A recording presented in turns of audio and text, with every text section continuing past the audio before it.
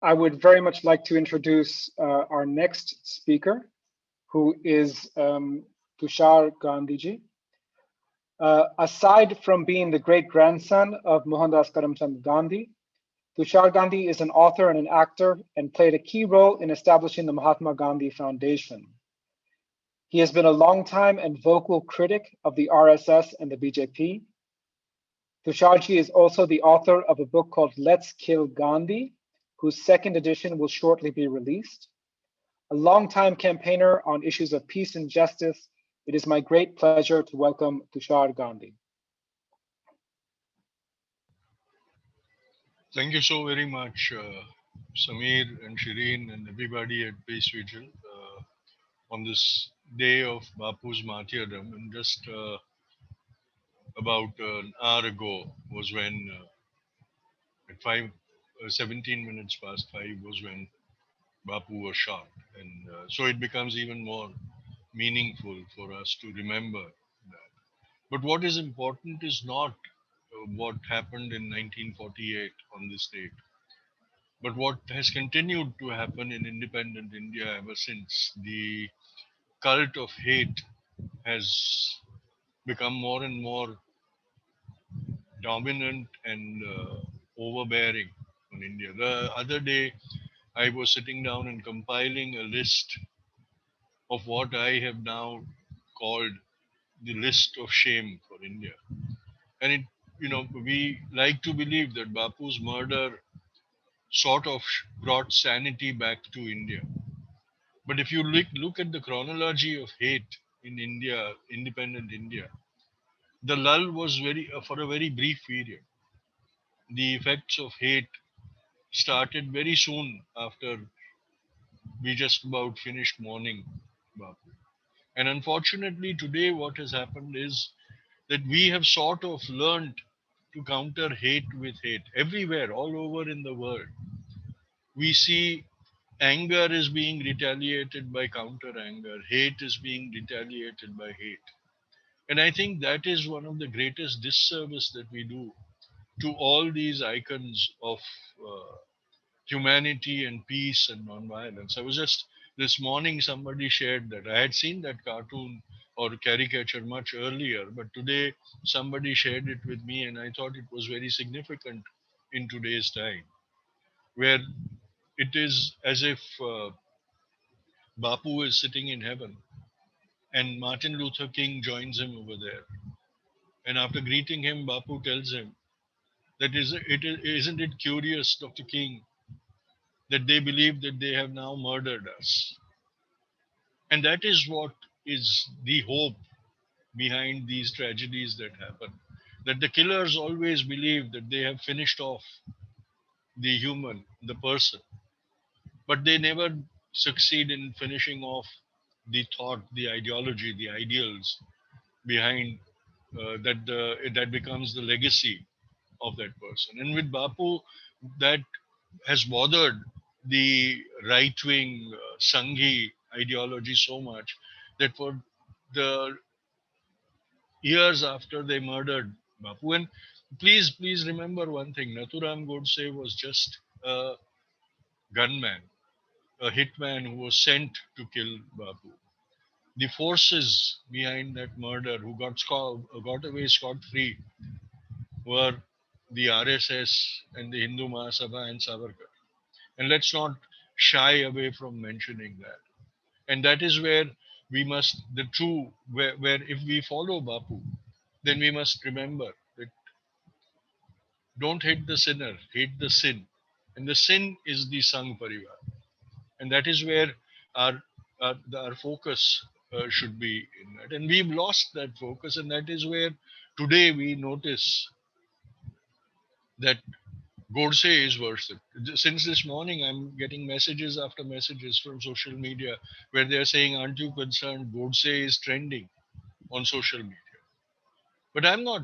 I'm not at all astonished because Godse worship is not now official in India. It is patronized by the powers that be. It is encouraged by the powers that be, and so it is bound to happen. What is worrying is how many people who would in the normal course not have ever considered a murderer to be somebody worshipful, are now equating or putting Nathuram Godse on the same pedestal with Shahid Bhagat Singh. Shahid Bhagat Singh was a revolutionary. He also indulged in violence, but there was a motive behind that violence. Nathuram's motive was just pure hate.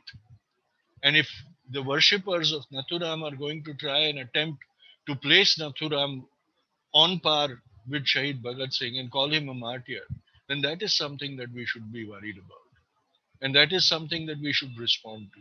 And today, I think that is what we have to be all concerned about, because that is where we are losing the battle. Because we are too preoccupied in countering that hate with counter hate. And they want that.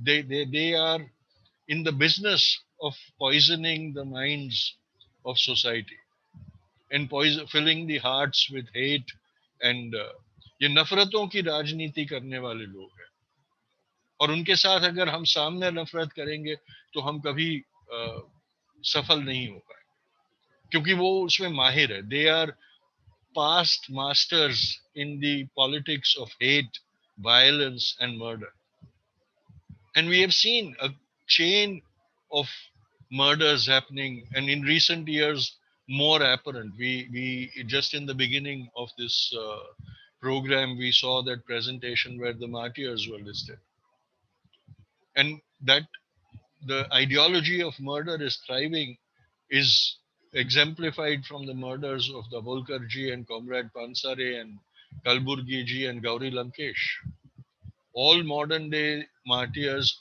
who were killed because the murderers could not counter their thoughts with their own thoughts because they lacked the ability, the intellect of thought and ideology. Their only method is the practice of violence. And their objective is to pull us down to their level. They will succeed if we fall to that level. We fall to that lure of becoming violent ourselves and becoming filled with hate ourselves. I have strongly now started believing that the only way that we can detoxify society is by spreading love and not by propagating hate. Because that is the game that they want us to play. That is how they want to manipulate us into doing that. But this requires a change of heart. And that is what Bapu always believed in. That no matter how evil the adversary seems to be, search for the goodness, the minute goodness, and nurture that goodness and encourage it to grow more and more and more dominant until that person changes, that ideology changes, that objective, their viciousness changes into a pleasant kind of thing. It's not always possible and it's not very easy to do either. But that is what we must strive continuously to do. Because today, if there is, we faced this pandemic of the virus for the past year now, and we are not anywhere close to becoming safe from that. But the pandemic of hate is much more vicious and fatal. And we see it rampant all over the world. The 4 years of Trump in USA has legitimized hate in the USA and legitimized racism in the USA and legitimized the intolerant aspect of hate in the USA. But it is manifesting itself all over. The growing Islamophobia that we see in the world, the tendency to brand all dissent as jihadists is a sign of this rabid intolerance that we are all becoming victim of. And this is what, unless we start working towards this, unless we start de-venomizing our society and our future, we have no hope. Going back to the mythology of Hinduism, अब वो वक्त आ गया है जब हमें अमृत मंथन की जरूरत है. Wish बहुत निकल रहा है, अब अमृत की खोज करना जरूरी है. In mythology, it was said that when the manthan was done, the Amrit came out and the gods took all that Amrit, and then a small urn containing the poisons came out, and the poisonous creatures emerged out of those drops of those poison. Today we have a rain, a deluge of that poison, and poisonous creatures are creeping all over and dominating us in our society. And we must work to devenomize us. हमें वो अमृत ढूंढना पड़ेगा. We must find that nectar that will counter this poison that is being spread in our society. Today is also the time to pay our tributes and homage and signify our solidarity with all the movements. Last year was the centenary of the non cooperation movement that Bapu launched in 1920. It went unnoticed because we were preoccupied with something. But the best thing to come out, the best commemoration of that centenary was this anti CAA protests. And in a chilling similarity, the 1920 non cooperation movement was aborted because of the violent incident in Chauri Chaura. The government of India last year did the similar thing against the CAA movement when the Delhi riots were engineered to discredit that very legitimate and peaceful protest that was happening, the very Gandhian protest that was happening. And we all sat mutely witnessing it, and we saw the repeat of that this year against the farm protest on the 26th of January. Again, the dirty tricks department came into play once more. But the farmers' agitation and the anti CAA agitations are the best commemoration of the non cooperation centenary of the non cooperation movement. And we should be thankful to our citizenry who are still resolute enough to buck this very formidable government machinery that is out to block them and subvert them and subjugate them.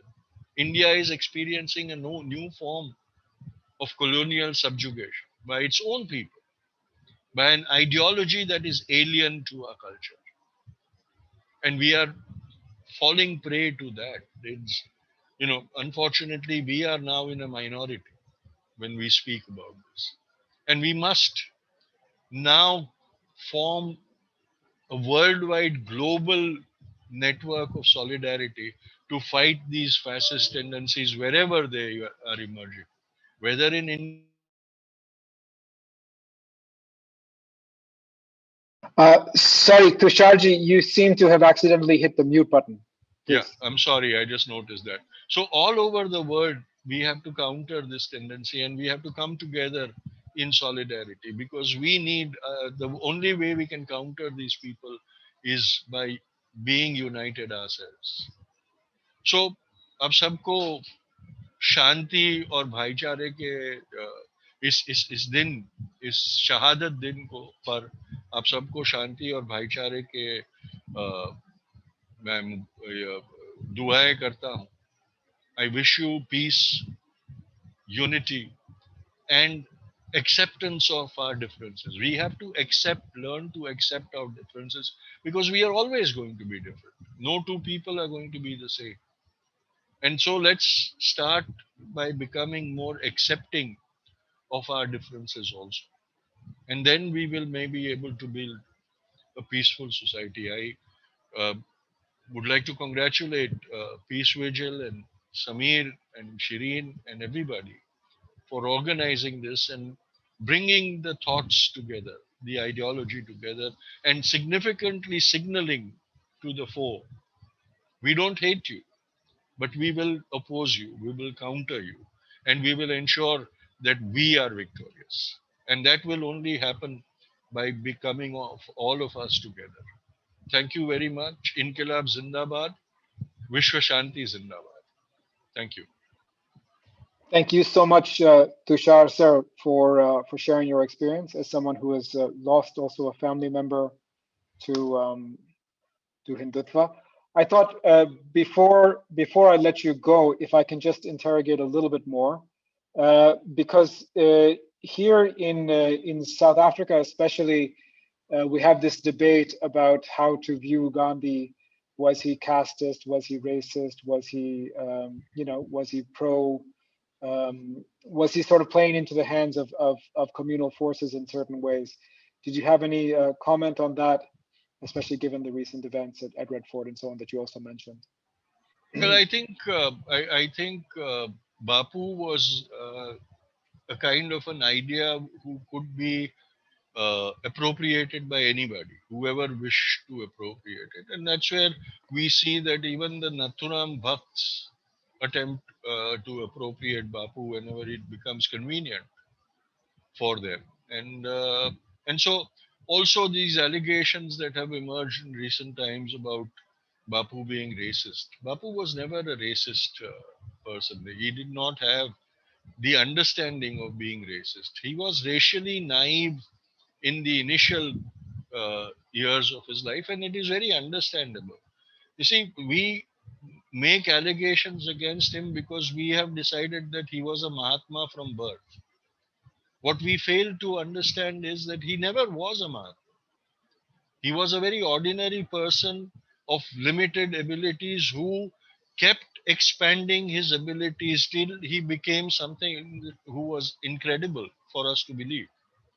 And that is what we must understand and accept, that an ordinary human being with limited understanding strove to every day of his life become better than the previous day till he was killed and that journey of experiments was halted.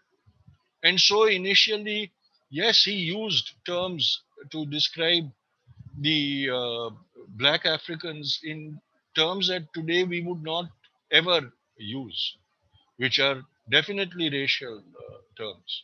But we must understand that when he used those terms, he did not have a worldview.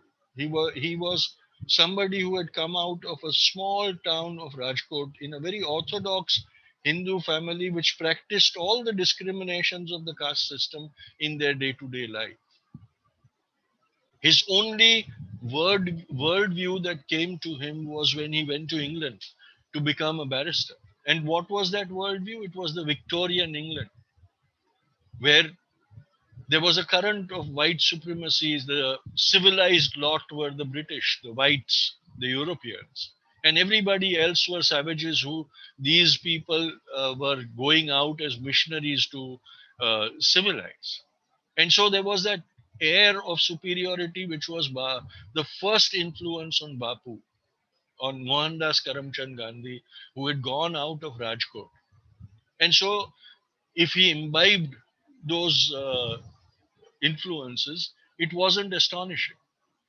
And then the next uh, uh, influence on him is when he goes to South Africa, and he sees the same continuation over there of how they are treated contemptuously and how they are considered to be subhuman. And when in under that circumstance, when he uses those terms, we must realize why those terms were used in that term, and why they were never used in the later part of his life when he had realized and had acquired a greater global understanding of people and cultures and civilization, and understood the hypocrisy of European civilization. Yeah, I put it into inverted commas. And he understood, realized what a sham it was. And if you look at even his work in South Africa, you will notice that when he goes into the Zulu uprising on the side of the British, on the side of the British as a loyal citizen of the colony, of the empire, and becomes the Indian Ambulance Corps to provide assistance to the wounded troops of the British. He goes and sees the barbarism of that troop on the black African communities and realizes where right is, where who is wrong and who is right, and starts administering aid to the black African natives, the Zulus, who are wounded and savagely brutalized by the white troops. And what does that bring about? A change in his life. In his own autobiography, he has admitted that the Zulu uprising and his experiences in the Zulu uprising brought about such a profound change in his life. It is from that time that he Yeah, starts questioning the superiority of the British, of being civilized. for sure. And so, this is Fantastic. what we must understand while we become judgmental about him, that we cannot criticize him for being a Mahatma all the time, because he was an ordinary person and he was evolving. What is admirable is that evolution of that man to the Fantastic. stage that he reached at the end of his life. And we Mm. must give him that margin of having made mistakes and committed those mistakes. I think, Tushaji, another point in all this that I feel after looking at Gandhi's life is that he was willing to accept that he had made mistakes and learn from them. He was always open to admitting it, which many of us don't have the courage to. He did that. We have And detailed just 1 minute, presentation. Yes, please go ahead. Shalini. I agree with what you say, but what I want to add to it is that when he accepted his mistakes, he made amends for it, but he also promised himself that he would never repeat those mistakes in his lifetime after that. That is what is important. Many times we admit our mistakes, we apologize for that. But the next time we commit the same mistakes, we don't learn or change from that. And with Bapu, he not only admitted and accepted his mistakes, he atoned for them, and then lived a life where those mistakes were never repeated again. Absolutely. And sometimes it did take him long to realize that, what he was doing was not right, but that's part of learning. I often tell in our presentations on Gandhi in South Africa that he was only 23 years old when he arrived in this country. He lived here for 21 years. Imagine any of us at 23. I don't think we had any idea of what we were doing. This guy learned so much, read so much, lived with real people, worked with real people. He did not know the language spoken here, which was the vast majority of people speaking Tamil. He did not know it, and yet he made those relationships. He made sure he made friends with the Tamil speaking community so that he can learn from them. And we really have to thank him for paving that way for us. And it is now up to us to learn and see his mistakes, learn from them as well. Another thing, one quick point I want to add to this racism issue is that the Chinese were also impacted by the pass laws, especially in this Johannesburg area where we live. And Gandhi made alliances with the Chinese here, the Chinese diaspora here. He would be quite a revolutionary even today because, there's so many jokes and memes and racist comments about the Chinese after COVID-19. He, in those days, late 19th century, early 20th century, he made alliances with another country's people, the Chinese people. So, we have Yeah. to remember all these things. I would very much encourage people to go on the Peace Vigil channel and watch the whole, long presentation on Gandhi in South Africa. And we will be repeating it.